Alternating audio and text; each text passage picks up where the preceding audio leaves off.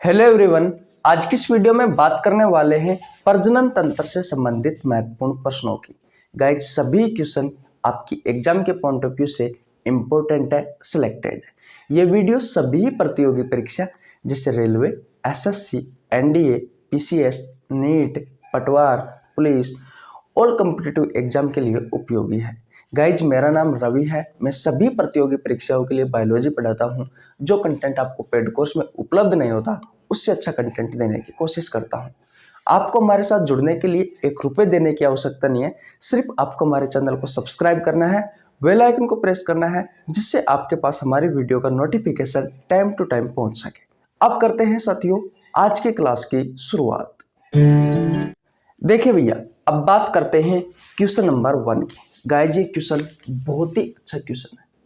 इस प्रकार के क्वेश्चन आपसे रेलवे ग्रुप डी, एनटीपीसी, पटवार, पुलिस इन छोटी एग्जामों में पूछे जाते हैं। और क्या पूछा जाता है साथियों, तो भैया लैंगिक जनन के एग्जाम्पल और भैया अलैंगिक जनन के एग्जाम्पल आपसे आपके प्रतियोगी परीक्षाओं में पूछे जाते हैं। आइए आज मैं आपको ये जनन क्या होता है, लैंगिक जनन क्या होता है, अलैंगिक जनन क्या होता है, सारा ही साथियों मामला समझा देता हूँ। क्वेश्चन नंबर 1 कहता है कि हाइड्रा में किस प्रकार का जनन होता है। गाइज आपके ऑप्शंस है। ऑप्शन नंबर ए सेक्सुअल रिप्रोडक्शन यानी कि लैंगिक जनन, ऑप्शन नंबर बी है एसेक्सुअल अलैंगिक जनन, ऑप्शन नंबर सी है दोनों और ऑप्शन नंबर डी है गाइज कोई नहीं। गाइज इस क्वेश्चन का आंसर अगर आपको पता है तो आप कमेंट बॉक्स में बता सकते हो। फिलहाल मैं बता देता हूं साथियों, इस क्वेश्चन का राइट आंसर होगा भैया option number B asexual reproduction अलैंगिक जनन। सबसे पहले बात आती है कि भैया ये जनन क्या होता है। साथियों ऐसी कोई बायोलॉजिकल प्रोसेस जिसके थ्रू कोई जीव अपनी जैसी संतान की उत्पत्ति करता है, वही होता है साथियों जनन। अगर मैं दूसरी भाषा में कहूं तो ये कह सकता हूं कि ऐसी कोई जैविक क्रिया जिसकी सहायता से कोई जीव अपने जैसी संतान की उत्पत्ति करता है, वही होता है जनन। जैसे कि हम मानो हमारी जैसी संतान उत्पन्न करते हैं अपने परिवार को बढ़ावा देने के लिए। जैसे कि गाय है वो अपनी जैसी संतान की उत्पत्ति करती है, जैसे कि भैंस है वो अपनी जैसी संतान की उत्पत्ति करती है, कुत्ता है वो अपने जैसी संतान की उत्पत्ति करता है। और वो मेल हो सकता है फीमेल हो सकता है, वो वाली बात अलग है। लेकिन कभी आपने सुना है कि भैया किसी गाय को कि भैया उसने भैंस के बच्चे को जन्म दे दिया? ऐसे नहीं। मैंने कहा कि अपनी जैसी संतान की उत्पत्ति करना क्या कहलाता है साथियों? जनन कहलाता है। अब ये जनन 2 प्रकार का होता है। एक होता है सेक्सुअल, एक होता है एसेक्सुअल यानी कि लैंगिक जनन सेक्सुअल रिप्रोडक्शन, और एक होता है अलैंगिक जनन अलैंगिक जनन एसेक्सुअल रिप्रोडक्शन। अब क्या होता है साथियों लैंगिक जनन और क्या होता है अलैंगिक जनन? लैंगिक जनन ऐसा जनन होता है साथियों जिसमें जो सेक्सुअल ऑर्गन्स है इनका डेवलपमेंट होता है या इनका विकास होता है। लेकिन अलैंगिक जनन में साथियों जो सेक्सुअल ऑर्गन्स होते हैं उनका विकास नहीं होता। इनमें क्या होता है साथियों कि जो मेल होता है, जो नर होता है, उससे तो स्पर्म बनते हैं यानी कि शुक्राणु का निर्माण होता है। और जो फीमेल होती है साथियों, जो मादा होती है, उससे भैया ओवा अंडाणु या फिर ओवम का निर्माण होता है। और जब साथियों शुक्राणु और अंडाणु आपस में जुड़ेंगे तो एक प्रोसेस होगी फर्टिलाइजेशन, जिसे हिंदी में कहा जाता है निषेचन। इस प्रोसेस के थ्रू साथियों जो सबसे पहले कोशिका बनेगी वो बनेगी जाइगोट, और इसी जाइगोट को युग्मनज कहा जाता है। हिंदी में क्या कहा जाता है भैया? युग्मनज। और इससे ही साथियों बेबी का निर्माण होगा, बच्चे का निर्माण होगा। आपको दिख नहीं रहा।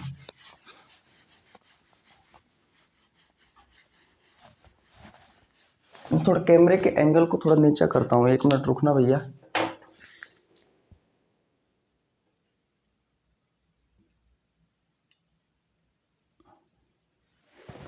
हाँ, अब दिखेगा आपको। देखिए, शुक्राणु और अंडाणु के बीच में जब आपस में जुड़ेंगे तो एक प्रोसेस होगी, मैंने कहा उस प्रोसेस को कहा जाता है फर्टिलाइजेशन, और हिंदी में कहा जाता है निषेचन। और इसके तहत साथियों एक कोशिका का निर्माण होगा, और उस कोशिका का नाम है भैया, दिख रहा है, ये तो दिख रहा है, उस कोशिका का नाम होगा भैया जाइगोट।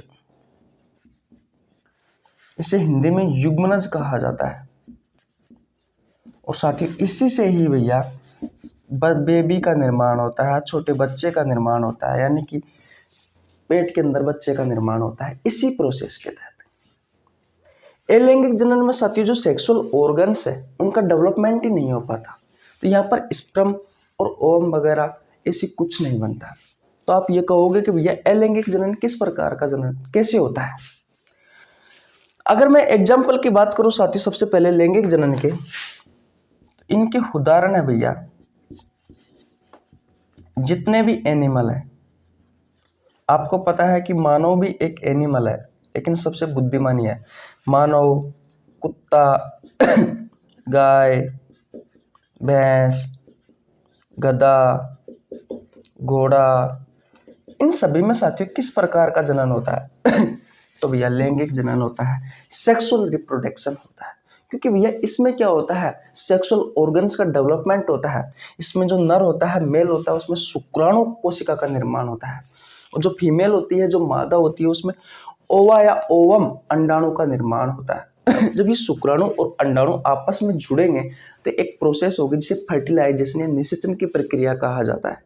और इसके तहत साथियों एक कोशिका का निर्माण होता है, युग्मनज, इसे जाइगोट भी कहा जाता है इंग्लिश में। और इसी से ही साथियों पूरे बच्चे का निर्माण होगा, पूरे बेबी का निर्माण होगा। ये प्रोसेस किस में होती है, एनिमल्स, जानवरों में। जैसे कि मानव साथियों एक जानवर है, आप सभी को पता है, कुत्ता, गाय, भैंस, घोड़ा, बकरी, गधा, इन सभी में साथियों किस प्रकार का प्रोडक्शन होता है, रिप्रोडक्शन, तो भैया सेक्सुअल रिप्रोडक्शन होता है, यानी कि लैंगिक जनन होता है। अलैंगिक जनन के उदाहरण की बात करो साथियों, तो इसके उदाहरण है वो बहुत ही ज्यादा इंपॉर्टेंट है, जैसे कि अमीबा, हाइड्रा। गाइज हाइड्रा एक जानवर है, याद रखना हाइड्रा एक जानवर है, लेकिन इसमें किस प्रकार का जनन होता है, अलैंगिक जनन होता है। इतनी बात क्लियर है, ओके भैया। और इसमें किस प्रकार का जनन होता है, तो अलैंगिक जनन होता है। मैंने आपको क्वेश्चन भी यही करवाया है, बहुत बार आपसे एग्जाम में पूछा गया है कि हाइड्रा में किस प्रकार का जनन होता है तो भैया अलैंगिक जनन होता है, asexual reproduction. Amoeba, hydra, paramecium और प्लांट। गए जो प्लांट होते हैं, आपके जो पादप होते हैं, इनमें भैया दोनों प्रकार का जनन होता है। इनमें सेक्सुअल रिप्रोडक्शन भी होता है और एसेक्सुअल, लैंगिक जनन भी होता है और अलैंगिक जनन भी होता है।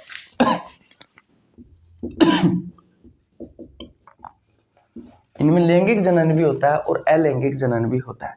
तो ये एग्जाम्पल तो मैंने करवा दिए दोस्तों, याद रखना। अलैंगिक जनन के उदाहरण है अमीबा, हाइड्रा, पैरामीशियम। प्लांट्स में भी दोनों प्रकार का जनन होता है, और जितने भी जानवर है उन सभी में भैया सेक्सुअल रिप्रोडक्शन होता है, यानी कि लैंगिक जनन होता है।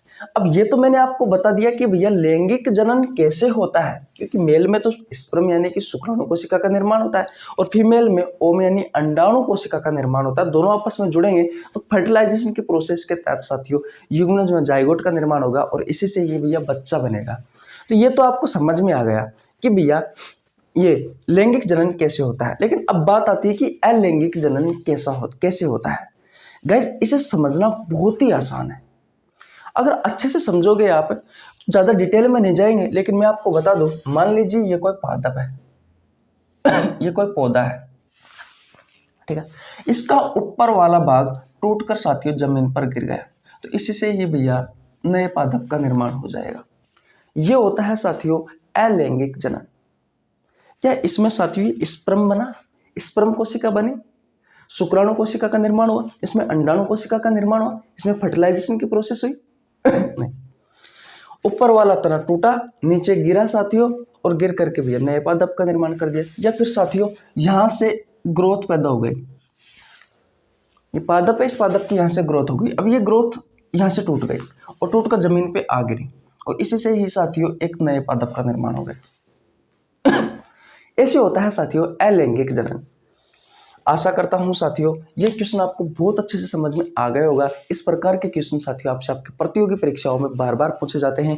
ये एग्जाम्पल बहुत ज्यादा पूछे जाते हैं साथियों, इसलिए भैया इन्हें देख लेना। गाइज अगर आपने स्क्रीनशॉट नहीं लिया है तो सबसे पहले तो आप स्क्रीनशॉट ले लीजिए। और एक बात का याद रखना साथियों, मैं सभी प्रतियोगी परीक्षाओं के लिए बायोलॉजी पढ़ाता हूँ। अगर आपको ये क्वेश्चन समझ में आया है, मेरा पढ़ाने का तरीका अच्छा लगा है गाइज, तो मैंने बहुत सारे चैप्टर करवा रखे, आप प्लेलिस्ट में जाकर चेक कर सकते हैं। ठीक है भैया, प्रजनन तंत्र भी मैंने पूरा अच्छे से करवा रखा है, मैं आपको नीचे लिंक डिस्क्रिप्शन में दे दूंगा, वहां से जाकर आप देख लेना वीडियो। ठीक है भैया, ओके। तो गाइज स्क्रीनशॉट ले लीजिए। अब चलते हैं हम नेक्स्ट क्वेश्चन की ओर। देखिए भैया, अब बात करते हैं क्वेश्चन नंबर 2 की। बहुत अच्छा क्वेश्चन है, स्टार लगा लेना। रेलवे ग्रुप डी में इस प्रकार के प्रश्न बहुत ज्यादा पूछे जाते हैं। क्वेश्चन नंबर 2 कहता है साथियों कि निम्न में से कौन वीवी पोरस यानी कि जरायुज का उदाहरण है। अब गाइस इस क्वेश्चन को आप तभी कर सकते हो तब आपको पता होगा कि वीवी पोरस क्या होता है, जरायुज क्या होता है। आपके ऑप्शंस है, ऑप्शन नंबर ए पक्षी, ऑप्शन नंबर बी सांप, ऑप्शन नंबर सी छिपकली, ऑप्शन नंबर डी बकरी। गाइज इस क्वेश्चन का आंसर अगर आपको पता है तो कमेंट बॉक्स में बता सकते हो। ध्यान से देखना दोस्तों, एक एक लाइन से बहुत ही ज्यादा क्वेश्चन निकलते हैं मेरे द्वारा कही हुई बात से। मैं एक छोटी सी क्लास में साथियों आपको बहुत सारी जानकारी दे देता हूं। इस चैप्टर में साथियों मैंने प्रजनन तंत्र से संबंधित महत्वपूर्ण प्रश्न करवा रहा हूं। इस चैप्टर के साथियों जितने भी महत्वपूर्ण क्वेश्चन है जो आपसे आपके प्रतियोगी परीक्षाओं में पूछे जाते हैं, पूरा चैप्टर का निचोड़ करके लाया हूं, इसलिए ध्यान से देखा करो मेरी वीडियो। ठीक है भैया, इस क्वेश्चन का राइट आंसर होगा ऑप्शन नंबर डी बकरी। देखिए गाइस संसार में 2 प्रकार के जीव होते हैं। कितने प्रकार के? 2 प्रकार के। एक होता है साथियों विविपोरस और एक होता है ओविपोरस। इसे कहा जाता है जरायुज और इसे कहा जाता है अंडायुज। बोलो।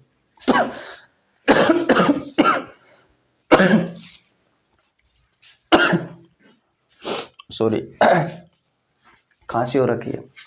आशा करता हूं ये बात आपको समझ में आ गई होगी। मैंने क्या कहा कि संसार में 2 प्रकार के जीव होते हैं। एक होता है विविपोरस जिसे जरायुज कहा जाता है और दूसरा होता है ओविपोरस जिसे अंडायुज कहा जाता है।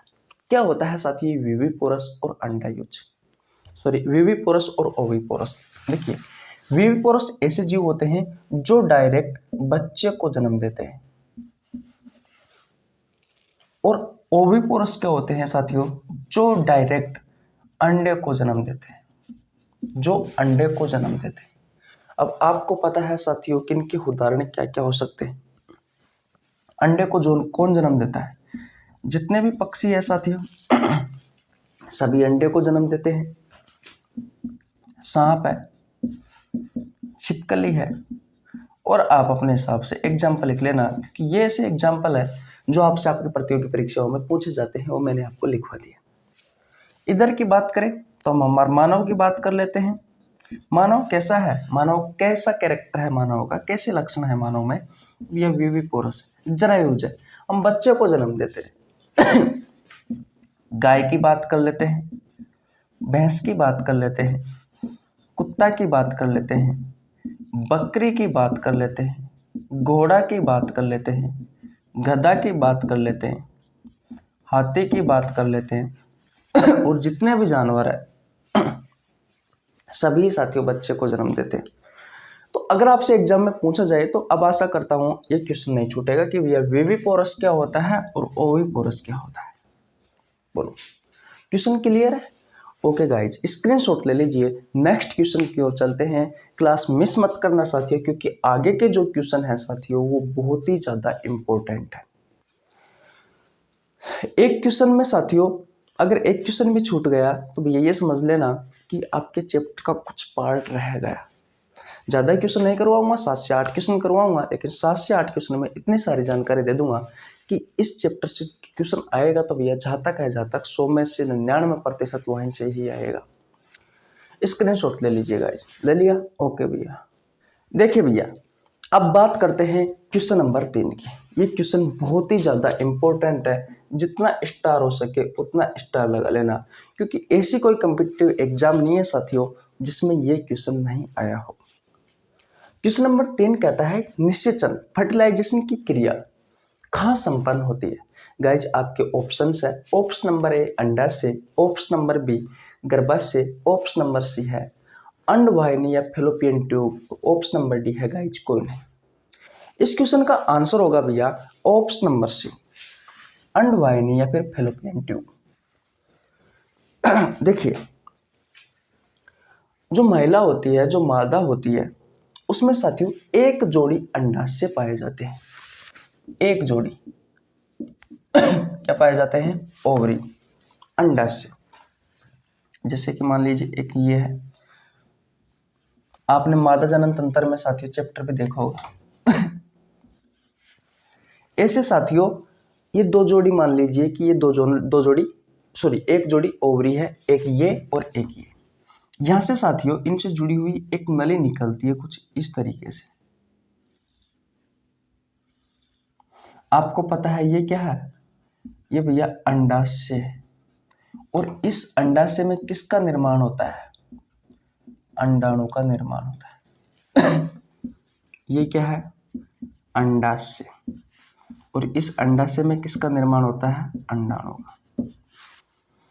जब भी साथियों अंडाणु बाहर निकलेगा, कौन सी नली में जाएगा, कौन सी ट्यूब में जाएगा? तो ये होती है साथियों फेलोपियन ट्यूब, अंडवाहिका, अंडवाहिनी नलिका। और ये फिर ये वाला गर्भाशय वाला भाग होता है। कुछ इस तरीके से आपने एक डायग्राम देखा होगा मादा जनन तंत्र में, ठीक है। तो यहाँ से साथियों इस वाले एरिया से, जेनाइटल वाले एरिया से स्पर्म आते हैं साथियों। और ये जो फ्लोपियन ट्यूब होती है, इसमें भैया अंडाणु और शुक्राणु आपस में जुड़ जाते हैं। जब अंडाणु और शुक्राणु आपस में जुड़ेगा साथियों,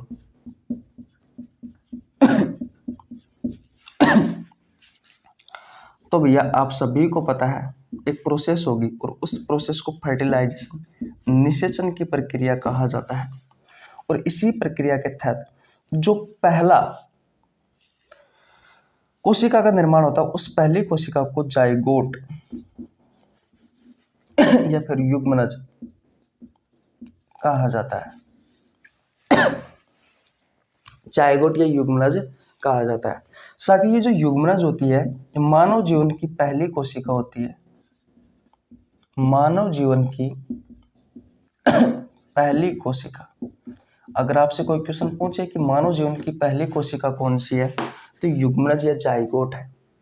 साथियों इसी को ही मानव जीवन की ईंट भी कहा जाता है। मानव जीवन की ईंट भी कहा जाता है, क्योंकि इसी से ही साथियों, इस जाइगोट से ही पूरी बॉडी का निर्माण होता है। ये क्या है? कोशिका।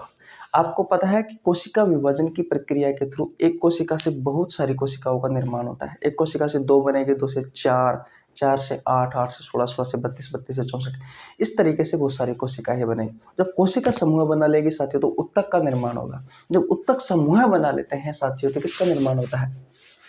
अंग का। और जब अंग समूह बना लेते हैं तो अंग तंत्र का। और जब अंग तंत्र समूह बना लेते हैं साथियों, तो पूरी बॉडी का निर्माण होता है। तो आशा करता हूं साथियों इस अंडाशय में साथियों ये एक जोड़ी होती है, और इसी अंडाशय में किसका निर्माण होता है? अंडाणु का निर्माण होता है। गर्भाशय में साथियों पूरे मानव में 9 माह तक बच्चा रहता है। मानव की बात कर रहे हैं साथियों, हम हमारी बात कर रहे हैं। 9 माह तक भैया पूरा बेबी तैयार होता है, भ्रूण रहता है आपके गर्भाशय। और ये फेलोपियन ट्यूब या अंडवाहिका नली वह नली होती है साथियों जिसमें अंडाणु और शुक्राणु, स्पर्म और ओवम आपस में मिलते हैं। और मिलते हैं उस प्रोसेस को क्या कहा जाता है? फर्टिलाइजेशन या फिर निषेचन की प्रक्रिया कहा जाता है।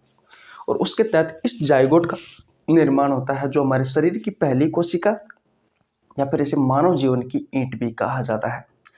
आशा करता हूं साथियों ये सारी बातें आपको समझ में आ गई होगी बहुत अच्छे से। अब चलते हैं नेक्स्ट क्वेश्चन की ओर और बहुत अच्छी अच्छी जानकारी आपको देने वाले हैं। देखिए भैया, अब बात करते हैं क्वेश्चन नंबर 4 की। बहुत अच्छा क्वेश्चन है साथियों। यह भी प्रजनन तंत्र से जब क्वेश्चन पूछे जाते हैं तो ये एक ऐसा क्वेश्चन है, ये जरूर पूछा जाता है। ये मान लीजिए साथियों कि पहले के क्वेश्चन की तरह ये क्वेश्चन भी बहुत सारे एग्जामों में पूछा गया है। क्वेश्चन नंबर 4 कहता है कि वह नाल जिसकी सहायता से माँ अपने बच्चे को पानी, भोजन, ऑक्सीजन तथा ग्लूकोज उपलब्ध कराती है, वह नाल कौन सी है। गाइज आपके ऑप्शंस है। ऑप्शन नंबर ए प्लेसेंटा से गर्भनाल कहा जाता है। ऑप्शन नंबर बी है फूड पाइप से भोजन नाली कहा जाता है। ऑप्शन नंबर सी है साथियों अंडवाहिनी, फिलोपियन ट्यूब। और ऑप्शन नंबर डी है साथियों कोई नहीं। आशा करता हूं ये क्वेश्चन अगर आपको समझ में आता है और आपको इस क्वेश्चन का आंसर आता है तो आप कमेंट बॉक्स में बता सकते हो। वैसे मैं बता देता हूं साथियों, इस क्वेश्चन का जो राइट आंसर होगा वो है साथियों ऑप्शन नंबर ए प्लेसेंटा गर्भनाल। आपको पता है भोजन नली का संबंध तो यहाँ से कोई है नहीं है, क्योंकि भोजन नली को तो हम पाचन तंत्र वाले चैप्टर में पढ़ते हैं। ये तो भोजन को आमाशय तक पहुंचाने में सहायक होती है, आपके पेट तक पहुंचाने में सहायक होती है, तो इसका तो कोई कार्य है ही नहीं। बात आती है साथियों कि ऑप्शन नंबर ए होगा या ऑप्शन नंबर बी होगा। तो गाइस पिछले ही क्वेश्चन में मैंने आपको बताया था कि जो अंडवाहिनी होती है, जो फ्लोपियन ट्यूब होता है, इसमें भैया निषेचन की प्रक्रिया होती है, फर्टिलाइजेशन की प्रक्रिया होती है, जिसके तहत साथियों अंडाणु और भैया शुक्राणु आपस में जुड़ेंगे और युग्मनज या फिर जाइगोट का निर्माण होगा। किस नली में होगा? अंडवाहिनी या फ्लोपियन ट्यूब में होगा। बोलो, ये पिछले क्वेश्चन में मैंने आपको ये जानकारी उपलब्ध कराई थी या नहीं कराई थी? कराई थी साथियों, आपको अच्छे से पता होगा अगर आप हमारे वीडियो मन लगाकर देख रहे हो तो। अब प्लेसेंटा की बात करें साथियों, तो आपको पता होगा साथियों जब बच्चे का जन्म होता है, जन्म होने के बाद में गर्भनाल को काटा जाता है। काटा जाता है, गांव में सुना होगा, तो इस बच्चे की नाल है, इसे काटा जाता है। उसके थोड़े दिन बाद में साथियों ऐसा कहा जाता है कि गांव में ही रहता है या फिर शहरों में, ये तो मुझे नहीं पता इतना कन्फर्म, लेकिन हमारे गांव में इतना जरूर है कि जब बच्चे का जन्म होता है तो उसकी जो नाल होती है, तो उसको जो भाभी होती है, कहने का मतलब जो महिला होती है, उसका जो देवर होता है, वो भैया उस नाल को जमीन के अंदर कुछ नारियल वगैरह, कुछ पता नहीं, मुझे इतना कन्फर्म तो नहीं पता, लेकिन एक बार मेरे भाभी जी के एक लड़का हुआ था, मेरा भतीजा। तो उस टाइम पे क्या है कि मुझे घर बुलाया गया था, यहीं से ही, मैं जयपुर से ही गया था, और घर बुलाकर मेरे से कहा था कि इसे आपको गाड़नी है, और मैंने उसको गाड़ा, मुझे कुछ पैसे भी दिए थे वगैरह, ऐसे चलता है। तो वो गर्भनाल को गाड़ा था साथियों, प्लेसेंटा, जिसके थ्रू माँ अपने बच्चे को भोजन देती है। इतनी बात क्लियर है? भोजन देती है, ऑक्सीजन देती है, ग्लूकोज देती है, वो सारी चीजें वो होती है गर्भनाल, से प्लेसेंटा कहा जाता है। इतनी बात क्लियर है? तो आशा करता हूं ये वाली बात भी आपको समझ में आ गई होगी। इतने डिटेल में इतने अच्छे से बता दिया, और क्या चाहिए आपको? बोलो भैया, इतनी बात क्लियर है? हाँ जी भैया, कोई बात नहीं। अब चलते हैं साथियों अगले क्वेश्चन की ओर। तो गाइज अगर आपने स्क्रीनशॉट नहीं लिया है तो स्क्रीनशॉट ले लीजिए। ले लिया भैया स्क्रीनशॉट? ओके भैया जी। देखिए भैया, अब बात करते हैं क्वेश्चन नंबर 5 की। अच्छा क्वेश्चन है। इस क्वेश्चन में मैं आपको 4 क्वेश्चन करवाने वाला हूं। चारों ही क्वेश्चन साथियों आपसे आपके प्रतियोगी परीक्षाओं में पूछे जाते हैं। देखिए क्वेश्चन नंबर 5 कहता है कि शुक्राणु के निर्माण की प्रक्रिया कहलाती है। गाइज आपके ऑप्शंस है। Option number A spermatogenesis, option number B है ओजेनेसिस, ऑप्शन नंबर सी है दोनों, और गाइज ऑप्शन नंबर डी है भैया कोई नहीं। गाइज इस क्वेश्चन का जो राइट आंसर होगा वो होगा भैया ऑप्शन नंबर ए स्पर्मेटोजेनेसिस। देखिए जेनेसिस जो होता है साथियों, इसका मतलब होता है फॉर्मेशन करना, किसी चीज का निर्माण करना। आगे साथियों स्पर्मेटो लिखा हुआ है, यानी कि स्पर्म का निर्माण करना, शुक्राणु का निर्माण करना क्या कहलाता है साथियों? भैया स्पर्मेटोजेनेसिस एक ऐसी प्रोसेस है जिसके तहत शुक्राणु का निर्माण होता है। और साथियों अगर आपसे अंडाणु के बारे में पूछे कि अंडाणु के निर्माण की प्रक्रिया क्या कहलाती है साथियों, ओजेनेसिस कहलाती है। अब बात आती है साथियों कि शुक्राणु का निर्माण तो कहाँ होता है और अंडाणु का निर्माण कहाँ होता है। आप सभी को पता होगा साथियों कि नर में भैया शुक्राणु कोशिका का निर्माण होता है और जो मादा होती है साथियों इसमें भैया अंडाणु कोशिका का निर्माण होता है। बोलो इतनी बात क्लियर है। गाइस जो शुक्राणु होते हैं साथियों वो बनते हैं वर्षण में यानी कि टेस्टिस में, और जो अंडाणु है साथियों वो बनते हैं भैया अंडाशय में। बोलो इतनी बात आपको क्लियर है या नहीं है साथियों। ये जो वर्षण होता है टेस्टिस होता है साथियों, ये हमारे शरीर से बाहर होता है। ऐसा क्यों होता है साथियों, और इसका तापमान बताओ कितना होता है। इसका तापमान होता है हमारे शरीर का जो सामान्य तापमान होता है उससे 1 से 2 डिग्री कम होता है। जैसे 37 डिग्री सेल्सियस होता है तो ये 35 डिग्री सेल्सियस के आसपास होता है, क्योंकि इसमें स्पर्म का निर्माण होता है, शुक्राणु का निर्माण होता है, और शुक्राणु के लिए जो आवश्यक तापमान की आवश्यकता होती है वो इतने ही तापमान की आवश्यकता होती है। तो ये क्वेश्चन आपको अच्छे से समझ में आ गया होगा गाइज। अब चलते हैं हम नेक्स्ट क्वेश्चन की ओर। तो गाइज स्क्रीनशॉट ले लीजिए, लास्ट के 2-3 क्वेश्चन और बचे हैं साथियों, मिस मत करना, बहुत अच्छे क्वेश्चन होने वाले हैं। चलिए भैया आगे। ओके देखिए भैया अब बात करते हैं क्वेश्चन नंबर 6 की। गाइज ये क्वेश्चन भी बहुत अच्छा क्वेश्चन है, लगभग हर प्रतियोगी परीक्षाओं में पूछा जाता है। क्वेश्चन नंबर 6 कहता है कि नर नसबंदी को क्या कहा जाता है। आपके ऑप्शंस है, ऑप्शन नंबर ए है वेसेक्टोमी, ऑप्शन नंबर बी है ट्यूबेक्टोमी, ऑप्शन नंबर सी है दोनों, और ऑप्शन नंबर डी है कोई नहीं। गाइज आपने सुना होगा अधिकांश गाँव में अगर आप रहते हो तो कस्बों से कि भैया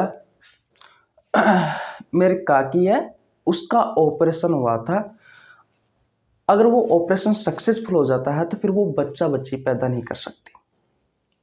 सुना है आपने इसे? जी हाँ साथियों, देखिए जो नर नसबंदी होती है उसे कहा जाता है वेसेक्टोमी, और जो मादा नसबंदी होती है साथियों इस मादा नसबंदी को कहा जाता है साथियों ट्यूबेक्टोमी। बोलो इतनी बात आपको समझ में आई या नहीं है? सबसे पहले मुझे ये बताओ, बोलो भैया आ गई? ओके अब देखिए मैंने आपको एक चीज बताई थी अभी थोड़ी देर पहले कि फ्लोपियन ट्यूब के बारे में, याद आ रहा है? अंडवाहिनी नलिका के बारे में मैंने आपको बताया था साथियों कि ओवरी जो होता है, अंडाशय जो होता है, उसमें तो भैया अंडाणु का निर्माण होता है, और अंडाणु के निर्माण होने के बाद में इस फ्लोपियन ट्यूब में, इस अंडवाहिका नली में साथियों ये अंडाणु आ जाते हैं। जैसे ही स्पर्म आता है साथियों तो इसी फ्लोपियन ट्यूब में फर्टिलाइजेशन की प्रक्रिया होती है, यानी कि निषेचन की प्रक्रिया होती है, जिसके तहत युग्मनज जाइगोट का निर्माण होता है। गाइस ये जो ट्यूबेक्टोमी होता है इसके बारे में पूछा जाता है, याद रखना नर नसबंदी के बारे में कम पूछा जाता है, लेकिन मादा नसबंदी के बारे में बहुत ज्यादा पूछा जाता है। तो जो ट्यूबेक्टोमी होता है, जो फ्लोपियन ट्यूब होती है गाइज, इस फ्लोपियन ट्यूब को एक धागे से बांध दिया जाता है ताकि साथियों शुक्राणु और अंडाणु आपस में नहीं मिले, उस फर्टिलाइजेशन की प्रक्रिया को रोका जा सके। धागे से गांठ दे दी जाती है साथियों इस फ्लोपियन ट्यूब में, जिससे क्या होता है अंडाणु और शुक्राणु आपस में मिलते नहीं है, फर्टिलाइजेशन की प्रक्रिया नहीं होगी तो फिर क्या वो बच्चा बच्ची बनेगा? नहीं बनेगा साथियों, क्योंकि जब फर्टिलाइजेशन की प्रक्रिया हो ही नहीं रही है साथियों तो बच्चा बच्ची कैसे बन जाएंगे? ना ही युग्मनज बनेगा ना ही जाइगोट बनेगा। वो होती है साथियों मादा नसबंदी ट्यूबेक्टोमी। ठीक इसी तरीके से ही साथियों नर नसबंदी होती है जिसे कहा जाता है वेसेक्टोमी। इसके बारे में भी आपसे आपके प्रतियोगी परीक्षाओं में क्वेश्चन पूछे जाते हैं। तो गाइज स्क्रीनशॉट नहीं लिया है तो स्क्रीनशॉट ले लीजिए। अब चलते हैं हम नेक्स्ट क्वेश्चन की ओर। देखिए भैया अब बात करते हैं क्वेश्चन नंबर 7 की। बहुत अच्छा क्वेश्चन है साथियों, स्टार लगा लेना।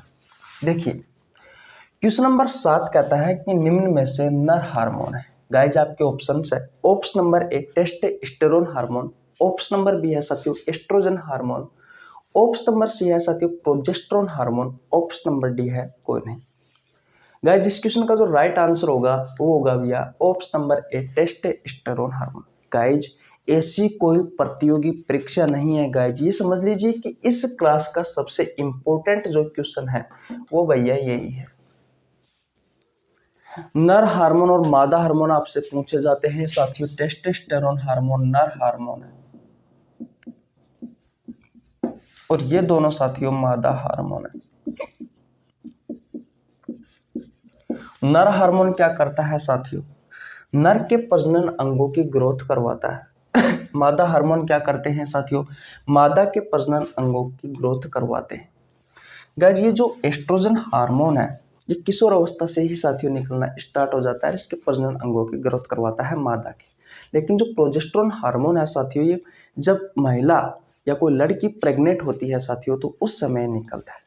इसे गर्भदायक हार्मोन भी कहा जाता है, बच्चे के जन्म में सहायक होती है।